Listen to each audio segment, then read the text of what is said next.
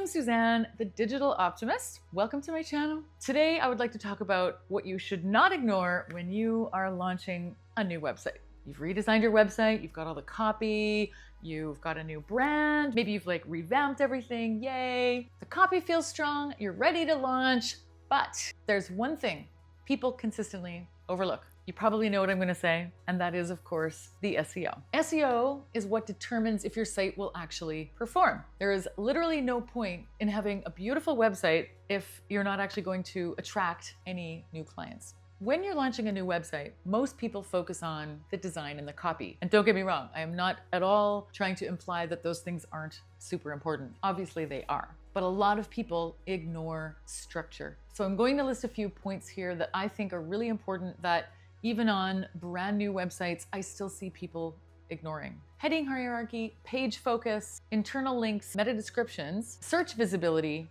are often an afterthought.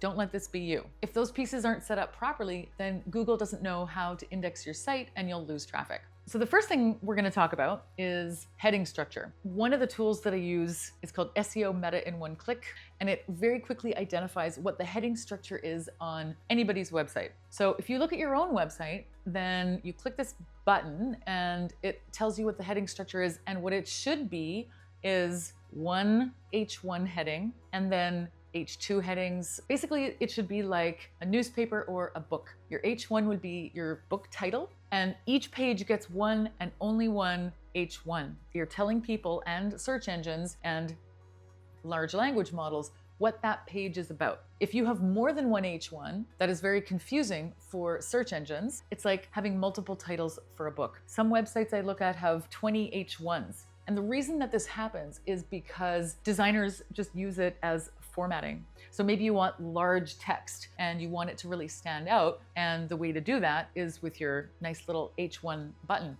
depending on which platform you're using to build the website. But don't be fooled. Search engines actually use this formatting to determine what your page is about. You should have one H1 and then underneath it, your H2s with some H2 paragraph font, and then your H3s, 4s should be nested appropriately. The next thing we're going to talk about is where does this H1 come from? And this is where you would need to do some keyword research. A huge mistake that I see people making a lot is using really cute phrases in their websites, and it's really important that you use phrases that people actually search for. And this is where the keyword research comes in. What we're looking for always is clarity. Make sure you use actual things that people are searching for in your copy, in your headings, and also in your SEO title and meta description. So the things that I listed at the beginning, heading hierarchy, page focus, internal links, meta descriptions, and search visibility, those are all related to keywords. We've talked about the heading hierarchy already, but your page focus will be what you do, where you do it, and that would be your primary keyword for that page. Now is probably a good time to mention that there is AI, and these days people are using ChatGPT and Perplexity and Claude and all of these other large language models to do searches in addition to Google. I encourage you to test this. Think about exactly what people are typing in to search engines to find your business, and make sure that you use some of those phrases in the copy on your page. Now, internal links. It is very important to link within your website.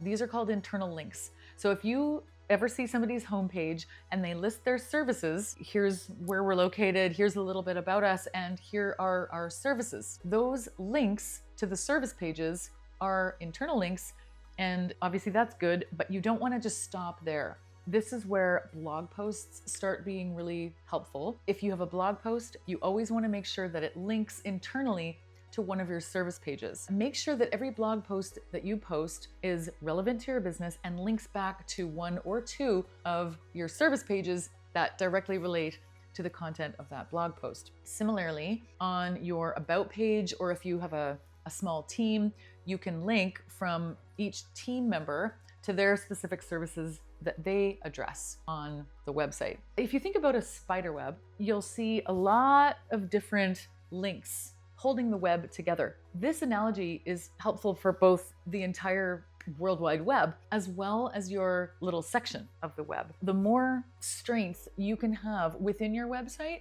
the more domain authority that search engines will give you on the internet, and your search results will be better. What Google and large language models are trying to do, they are trying to serve you information as quickly as possible to help you achieve an outcome. So if you have like a well-organized, easy to navigate, easy to complete a transaction website, then you're going to rank higher. Meta descriptions. Meta descriptions are how you describe the page. There is a lot of repetition. There's the H1 title that tells people and search engines what your page is about, but there's also an SEO title and there's also an SEO meta description. And there is a lot of overlap with those three things. They cannot be all the same, but they have to be very similar. So you don't want it to be identical to the H1, but you want it to be similar because you want consistency with the primary keyword that you've chosen for that page. And for your meta description, this is where you would be able to use ChatGPT to help you at least with a draft